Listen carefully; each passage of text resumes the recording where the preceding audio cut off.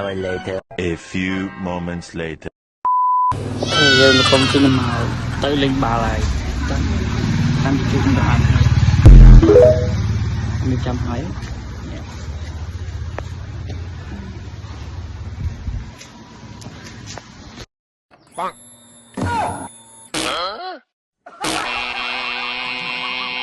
សួរទៅដល់គ្នាមកជួបអ៊ីមិនចាំម្ដងទៅដែរចង់ប្រាប់ថាថ្ងៃនេះគឺជាថ្ងៃអាទិត្យទី 8 ខែកុម្ភៈ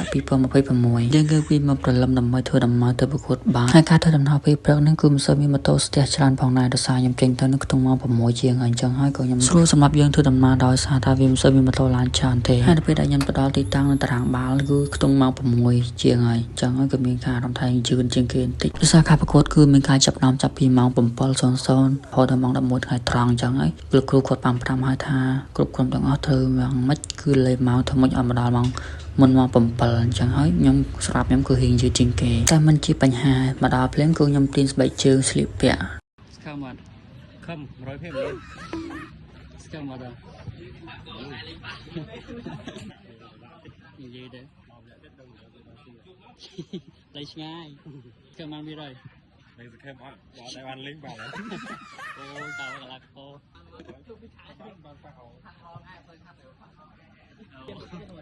បន្ទាប់ពីយើងស្លៀកពាក់អីរួចរាល់ហើយយើងក៏មកស្ដាប់ពីលោកគ្រូនិងអាជ្ញាកថាមកបញ្យល់ពីបច្ចេកទេសហើយគឺយើងក៏រៀបប្រោសម្រាប់យើងលេងនៅចាំរោនីមួយៗក្រុមខ្ញុំនេះគឺអត់ដែលលេងជុំគ្នាម្ដងនៅពេលហើយមកលេងបាល់មានអារម្មណ៍ថាឆ្កឹងបន្តិចដើម្បីខ្វះគ្នាដោយសារគាត់អត់បានមកឬគាត់ជឿជឿមកយឺតហើយបន្ទាប់ពីយើងចាញ់ទៅយើងក៏ដើរទៅរឿងធម្មតាដើម្បីទៅកន្លែងដោះប៊ូជើងហាលទុកហើយអង្គុយមើលគេម្ដងឆ្នាំមុនគេអង្គុយមើលឆ្នាំនេះយើងអង្គុយមើលគេម្ដងជួបនេះលេងគ្នារង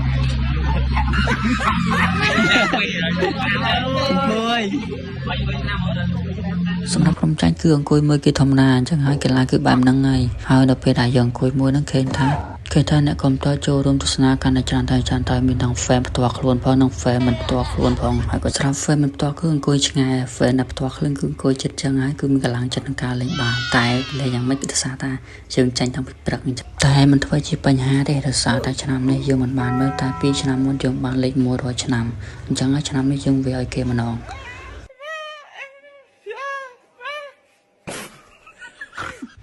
អង្គុយគេមួយសន្ទុះក្រោមមកក៏ឃើញថាចូលវគ្គផ្ដាច់ប្រត់វគ្គមួយនេះគឺមានអារម្មណ៍ថាវគ្គស៊ីសាច់ហត់ឈាមដោយតាំងទី1ដំបូងគឺអត់សូវខ្លាំងទេដល់តាំងទី2មានអារម្មណ៍ថាខ្លាំងរៀងខ្លួនហើយដល់ពេលដែលយើងការប្រកួតនេះកាន់តែស៊ីជម្រៅមានអារម្មណ៍ថាយើងកាន់តែតាមដានមែនតើនៅសារការប្រកួតនេះមិនងាយនឹងបានមើលទេដោយសារតែសម្រាប់តែអ្នកយល់អារម្មណ៍នឹងការតាមដានផ្សេង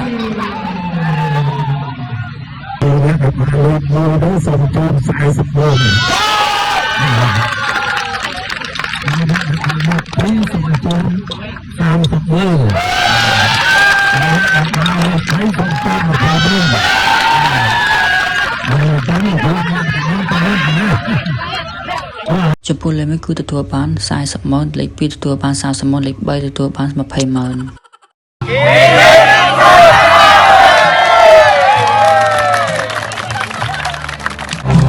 អំបិលបាត់ទៅហើយនៅពេលចាប់កាប់គាត់យើងក៏ត្រឡប់ទៅផ្ទះរៀងខ្លួន See you ឆ្នាំក្រោយ DOC